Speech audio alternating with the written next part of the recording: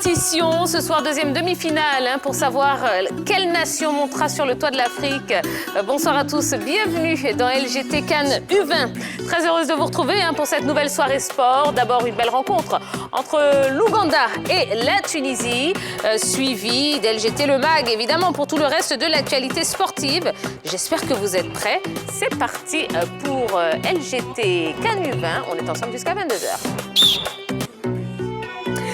Il ne reste que 2 équipes en lice pour le titre de champion d'Afrique U20 qui, de l'Ouganda ou de la Tunisie, rejoindra le Ghana en finale. En voilà une bonne question, Et oui, et la grande team est là pour suivre tout ça de très près et pour en parler avec vous. Bonsoir la grande team. Bonsoir. Comment allez-vous? Très bien. Ça va super bien. Super bien. Ça a été le week-end? Ouais. Ouais, vous avez bien suivi tout ce qui s'est passé. Oui, et mais puis par là, contre, moi, c'était pas facile. J'ai failli perdre mon téléphone portable d'un gabandrome. Un week-end. Oui, un week-end. Et quand j'ai lancé mon téléphone, il a lancé mon numéro. Il lançait mon numéro de téléphone. Allez-y, racontez-nous tout votre week-end. Donc, c'était le week-end. J'ai décidé de manger du bon garba. Donc, je vais acheter le garba au gabandrome, bien sûr. Et puis... Merci beaucoup. Alors, revenons à nos moutons. Merci. Je pensais qu'il allait dire que le poisson avait tenté de décrocher le téléphone, en fait. Non, mais on ne veut même pas connaître la fin de l'histoire, en vérité. Ah non, Merci. ça vous dit que tout se passe bien. Bon, d'accord.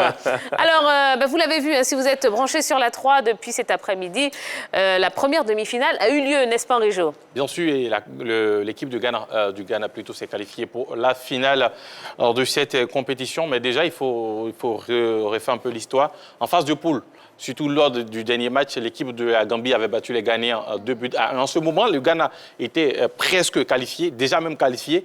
Il fallait maintenant, côté zambien, gagner ce dernier match-là pour obtenir sa qualification. C'est ce que les Gambiens ont fait face au Ghana, 2-1. Dans ce match de la 3e journée, ils avaient dominé les Ghanéens, surtout dans l'envie et surtout dans la combativité. Maintenant, pour ce match des demi-finales, c'était toute autre chose par rapport à ce qui s'est passé lors du 3e match de la phase de poule.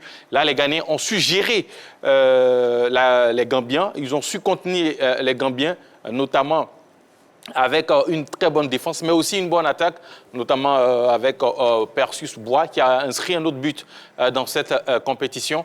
Et ils ont pu jalousement garder cet avantage au score jusqu'à la fin des 90 minutes. Donc, on dira, c'est vrai, les Ghanéens avaient battu le Ghana, mais sur ce match des demi-finales, les Ghanéens ont été beaucoup plus présents, ils étaient beaucoup plus concentrés que les Gambiens. D'accord. Yellow, avant que vous ne preniez la parole, je rappelle aux téléspectateurs qu'ils peuvent dès à présent nous appeler. Oui, on est dans l'avant-match. N'hésitez pas à nous appeler pour nous dire ce que vous espérez. Laquelle des 2 équipes vous souhaitez voir en finale entre l'Ouganda et la Tunisie. Un numéro de téléphone pour nous joindre, 00225 27 21 59 93 99. Alors, Yellow. Oui, alors pour moi, ce sont 2 équipes qui ont été l'autre aussi méritantes parce que le Ghana a pu se sortir d'affaires. Selon moi, grâce à son expérience, le Ghana a participé 12 fois à cette compétition. Donc, face dos au mur, le Ghana a pu sortir son épingle du jeu face à cette équipe de la Gambie qui est, par rapport au Ghana, moins expérimentée. Et on a vu aussi des artistes ghanéens. Je veux parler de Abdul Fataou et de Precious Bois sur les coups de pied arrêtés. On a vu le coup franc de Precious Bois qui était magnifique. On a vu aussi Abdul Fataou qui a failli marquer depuis le milieu de terrain, depuis la médiane. Donc, pour moi, l'expérience et aussi les coups de pied ont joué pour le Ghana. Qualification méritée pour les Ghanéens. On va dire, au niveau des matchs à élimination directe, le plus important, ce sont les buts. Et puis, Boa, vraiment, on va dire, l'homme à tout faire de cette équipe du Ghana, vraiment a répondu présent. C'est lui qui donne la victoire à son équipe. Donc, on va dire, dans l'ensemble, 5e finale du Ghana. Allez, victory pour la finale. Alors, pour résumer tout ça, en fait, c'était le vainqueur de la compétition UFOA face au vainqueur de la compétition UFOA-B. Et c'est celui de l'UFOA-B qui a pu s'en sortir avec cette victoire des Ghanéens. D'accord. Alors, dans peu de temps, on va connaître donc le 2e demi-finaliste. Le 2e finaliste, ouais, plutôt. L'Ouganda qui n'a jamais disputé de finale dans la compétition. Alors, est-ce que l'équipe que vous avez vue évoluer depuis le début du tournoi a les moyens de franchir ce cap de la demi-finale, Jean-Philippe? Oui, s'ils sont arrivés jusqu'en demi-finale, ça veut dire qu'ils ont du mérite. L'Ouganda, c'est une formation qui pratique un très beau football, ça il faut le dire. Et c'est un pays qui, généralement, au niveau de son football, est en train de monter en puissance. Donc, je ne suis pas surpris de voir les jeunes Ougandais à ce stade de la compétition. C'est aux Tunisiens de ne pas se laisser griser par le palmarès d'ensemble du pays. Il va falloir faire preuve d'une grande concentration et de ne pas céder à cette tentation qui est ce complexe de supériorité côté tunisien pour ne pas se faire surprendre par les Ougandais. Mais je pense qu'arriver à ce stade de la compétition, quand on sait qu'on est plus loin de la marche, il n'y a pas de calcul à faire, c'est l'envie qui doit prédominer. Je pense que les Ougandais ont cette chance-là également de se qualifier de rejoindre le Ghana. Ça sera très difficile, mais pas impossible pour cette équipe de l'Ouganda, parce qu'en phase de groupe, l'Ouganda, c'est 4 buts marqués contre un seul encaissé. Après, cette équipe va se qualifier pour les quarts de finale 0-0, tir au but 5-3. Dans l'ensemble, c'est une équipe qui est quand même équilibrée dans son ensemble. Et puis, deux joueurs se sont dégagés à mes yeux. Steven, milieu de terrain de Kampala City, et Derek, tout simplement, l'attaquant de Police. 2 joueurs qui sont magnifiques dans l'entrejeu de l'équipe de l'Ouganda. Ce soir, je vais dire, si ces 2 joueurs sont en pleine forme, s'ils sont vraiment au taquin dès l'entrée dans le match, et je pense que cette équipe de l'Ouganda peut créer la surprise. Yellow. Pour moi, l'équipe de l'Ouganda, c'est une équipe moyenne qui a pris en confiance au fur et à mesure dans cette compétition. On a vu qu'elle avait commencé un peu timidement et ensuite, elle a pris en confiance. On se rappelle de son dernier match face au Burkina. Le Burkina qui dominait véritablement ce match-là, mais tout s'est décidé à l'épreuve des tirs au but. Donc, pour moi, à cette étape-là, l'Ouganda peut battre la Tunisie. Avec le fighting spirit, actuellement, l'Ouganda est au top. Donc, l'Ouganda pourrait constituer la surprise pour cette équipe tunisienne. Alors, face au Burkina, il n'était pas favori. Tout le monde voyait cette équipe burkinabé passer, tout comme le Ghana face au Cameroun, c'était pareil. Mais on a vu quand même, dans ce match, face aux Ghanéens, une équipe ougandaise quand même, comme Yelo l'a dit, très combative. Parce que la technique était côté ghanéen, mais eux, en face, ils avaient ce fighting spirit, et puis surtout la capacité d'aller très vite en avant dès qu'ils avaient le ballon. Donc, c'est ce qui leur a permis non seulement de pouvoir contenir les Burkinabés, mais aussi ils ont eu la lucidité, parce que ça, il faut le leur reconnaître, la lucidité de marquer tous leurs tirs au but dans cette épreuve-là face au Burkina. Donc, ils ont une bonne défense. Depuis le début de la compétition, Georges aussi a eu à le souligner, un seul but encaissé, et face au Burkina, ils n'ont pas du tout encaissé. Donc, face à la Tunisie, aujourd'hui, dans ce match, ils auront pour eux la défense, la solidité défensive.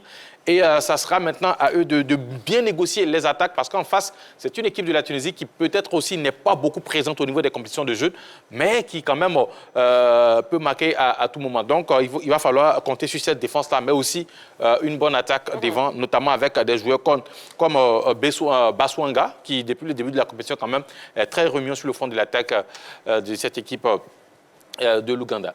D'accord. Alors parlons maintenant de la Tunisie. La Tunisie, on le rappelle, qui avait perdu en finale, c'était en 1985 face au Nigeria. Une équipe tunisienne qui aura certainement à cœur de faire mieux cette année. Alors est-ce que vous la voyez se qualifier ce soir, Jean-Philippe? C'est à l'image des pays du Maghreb. On sait qu'aujourd'hui, ils ont des infrastructures, ils ont la structure également en termes d'encadrement des jeunes qui leur permet d'avoir de très bonnes équipes nationales. Ce sont des équipes qui ne se caractérisent pas forcément par des individualités, mais par un esprit d'ensemble et une tactique bien huilée par le corps technique. Maintenant, là, comme je le disais, c'est pareil pour la formation qu'elle va croiser, l'équipe de l'Ouganda. La Tunisie a toutes ses chances de pouvoir s'imposer. C'est une équipe qui va pouvoir compter sur l'expérience collective des différents entraîneurs et également sur ce qui a pu se passer depuis l'entame de cette compétition. Ils sont à disons, une marche de la finale. Donc, je pense que la Tunisie a toutes ses chances également. Tiens, moi, je dirais les yeux fermés. Parce que dans l'ensemble, l'équipe de la Tunisie a une bonne équipe. Cette équipe-là est équilibrée dans son ensemble. La Tunisie, pour moi, est une équipe aujourd'hui capable de marquer à n'importe quel moment. Au milieu de terrain, on a un joueur formidable, pétri talent, c'est le dépositaire du jeu. Il donne le tempo à ses partenaires. Et puis devant, on a eu un trio d'attaque magique, tout simplement, avec les frères Labidi, Cheib, et puis Amdi et Ayari. Donc, dans l'ensemble, c'est une équipe vraiment qui joue au ballon, qui sait garder le ballon. Et puis, je peux dire, le facteur X, pourquoi pas, de cette équipe de la Tunisie, bien sûr, c'est son gardien des buts, qui évolue au stade Rennais. Très bon gardien de but. Pour l'instant, dans la compétition, comment je regarde, pour moi, je peux dire que c'est le meilleur gardien pour l'instant. Je ne suis pas à fait d'accord avec Dorgelès parce que pour moi, la Tunisie ne m'a pas véritablement convaincu sur ses dernières prestations. C'est face à la Namibie que la Tunisie a eu à faire un carton plein, 2-0. À part ça, la Tunisie s'est contentée du nul ou de gagner seulement d'un seul but. Donc pour moi, cette équipe tunisienne n'a pas véritablement séduite. On a cette équipe du Maroc. Face à cette équipe du Maroc, le Maroc a largement dominé le match, mais c'est au tir au but aussi que la Tunisie a pu faire sortir son épingle du jeu. Donc pour moi, face à cette équipe de l'Ouganda, la Tunisie aura tout à prouver et rien n'a encore joué en fait. Évidemment, là, j'ai même envie d'applaudir Yelo parce que ce qu'elle a dit, c'est tellement évident que cette équipe de la Tunisie, depuis le début, normalement, ne convainc pas. Hein. Surtout face à la Centrafrique, sur le dernier match, ils ont été battus 2-1. Il fallait aux Centrafricains se qualifier, surtout cette victoire-là pour se qualifier. Et dans ce combat face aux Tunisiens, et d'ailleurs, ils doivent leur qualification aux deux meilleurs troisièmes qui ont été pris pour la suite de la compétition. Donc cette équipe tunisienne avait beaucoup à prouver. Et surtout face au Maroc, ils n'ont rien montré d'extraordinaire. Ils se sont qualifiés au tir au but, il fallait le faire. On peut leur reconnaître cela, surtout une bonne défense, puisque dans le jeu, ce sont les Marocains qui ont dominé. Mais face aux Marocains, ils n'ont pas vraiment existé. Hein. C'est vrai, ils se qualifient, mais derrière, ils ont tout à prouver dans cette compétition, surtout face à une équipe de l'Ouganda qui viendra avec le défi physique. Et c'est la grosse difficulté souvent pour les équipes du Maghreb. Quand vous imposez le défi physique, ça devient compliqué. Ils se sont qualifiés face au Maroc parce qu'il y a le même jeu qui se pratique en face. Mais ça, face à cette équipe ougandaise, ça sera différent.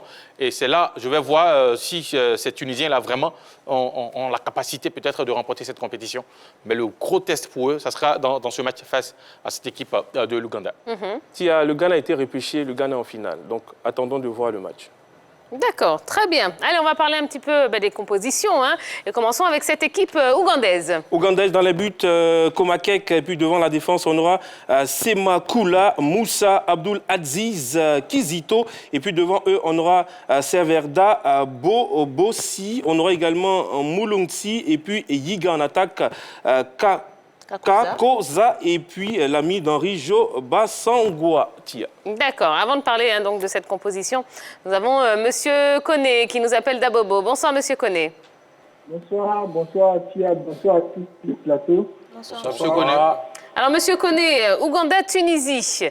Eh bien, laquelle des deux, à votre avis, se qualifiera pour la finale de cette CAN U20? Bon, moi, je penche un peu pour l'Ouganda parce que c'est une équipe qui a cru en ses chances aussi à mesure des matchs. Elle a joué son football. C'est vrai qu'elle n'est pas aussi technique, mais sur ses valeurs, elle a joué. Elle a bien joué et puis voilà. Après, elle a éliminé le Burkina. On donnait le Burkina favori, mais malheureusement, le Burkina a donné le bâton pour se faire battre à cette équipe. Et là où nous sommes là, nous ne sommes plus dans une configuration de favoris ou pas favoris. C'est un match à élimination directe, un coup KO, donc tout peut arriver. L'Ouganda a ses chances. Donc moi je penche un peu pour l'Ouganda. Maintenant, quant à la Tunisie, c'est une équipe vraiment qui ne m'a pas convaincu. Dorgelès disait tout à l'heure que c'est un très bon gardien, c'est vrai, mais regardez un peu face au Maroc, il a quand même fait des choses qui ne sont pas bien. Il a failli même poser des problèmes à son équipe. C'était une belle défense. Donc vraiment, la Tunisie ne convainc pas. Peut-être qu'aujourd'hui, la Tunisie a tout gardé pour cette demi-finale. On verra bien. Voilà. Donc pour moi, je penche un peu pour l'Ouganda. Il faut que la Tunisie hausse le niveau de son jeu pour que nous ayons un beau match de football. Absolument. Merci beaucoup, Monsieur Koné, pour votre appel. Alors, Dorgelès, on va vous épargner de répéter toute la composition ougandaise. Qu'est-ce que vous en pensez? Oui, pour ce 11 d'entrée, il y a l'absence quand même de Asaba par rapport au dernier match que cette équipe ougandaise a livré face pour les quarts de finale. Par rapport au quart de finale, une seule absence, l'absence de Asaba et présence de Kakouzi. Il y a aussi un changement de système. Lors du dernier match, c'était le 4-3-3. Aujourd'hui, nous sommes en face d'un 4-4-2. Donc, on joue la sécurité côté ougandais, c'est-à-dire blinder bien le milieu de terrain, envoyer deux joueurs sur le front de l'attaque, 2 joueurs rapides qui vont aller très, très vite dès qu'on récupère le ballon. Jean-Philippe? Je pense que l'entraîneur ougandais a opté pour cette stratégie au vu de la prestation des Tunisiens. On sait que c'est une équipe tunisienne qui n'encaisse pas énormément de buts et qui est très bien regroupée en défense. Et face à ce genre de formation qui laisse très peu de lignes entre les différents axes tracés par les entraîneurs, il faut avoir des joueurs qui peuvent s'intercaler. Et le 4-4-2 à plat, c'est la stratégie classique qu'il faut pour contrer ce genre de stratégie. Je pense que c'était bien pensé de la part de l'entraîneur ougandais. D'accord. Yellow, un mot à dire sur cette composition ougandaise? En plus de ce qu'ils ont dit, non, c'est que la composition a changé, la composition des quarts de finale et celle de la finale ont changé. Je pense que c'est un système classique 4-4-2, donc on verra ce que ça donnera. D'accord.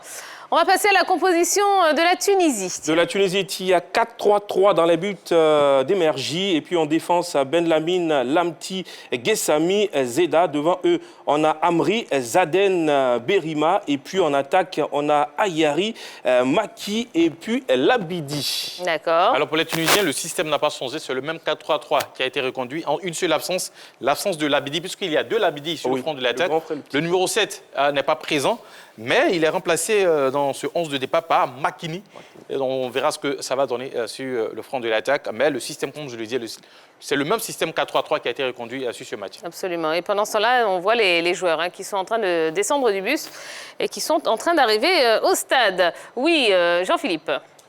On attend plus que le spectacle maintenant parce que déjà on a été très bien servis par la première demi-finale. C'est une compétition qui est en train de tirer à sa fin.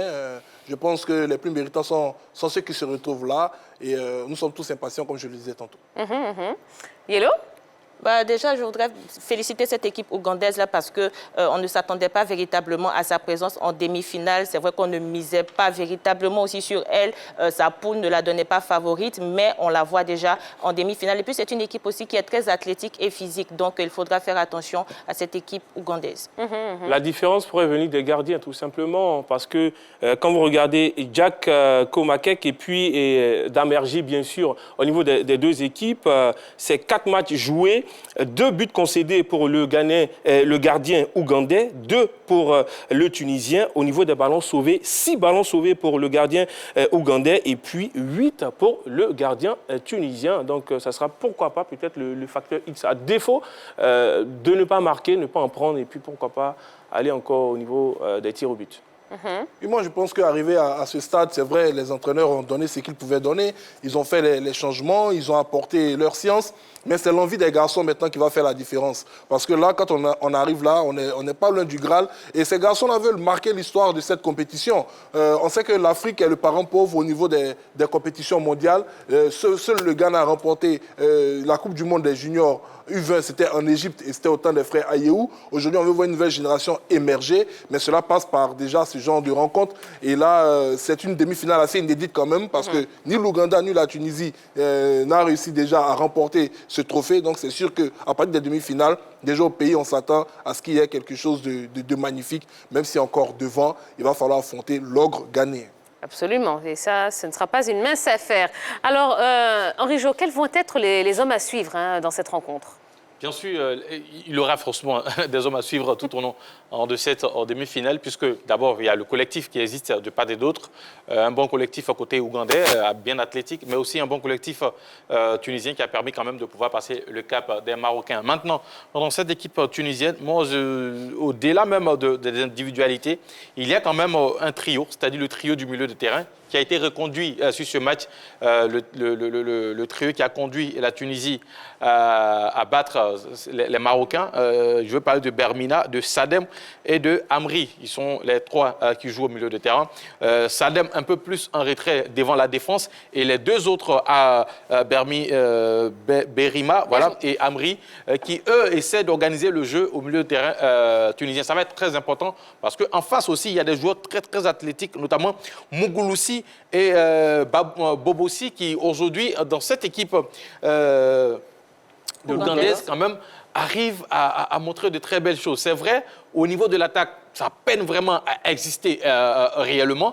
Mais ce sont ces deux joueurs-là qui, quand même, arrivent à bien organiser le milieu de terrain ougandais. Est-ce qu'ils auront la possibilité aujourd'hui de bien servir Kakuza et Bassangwa sur le front de l'attaque? Ça sera la grosse interrogation.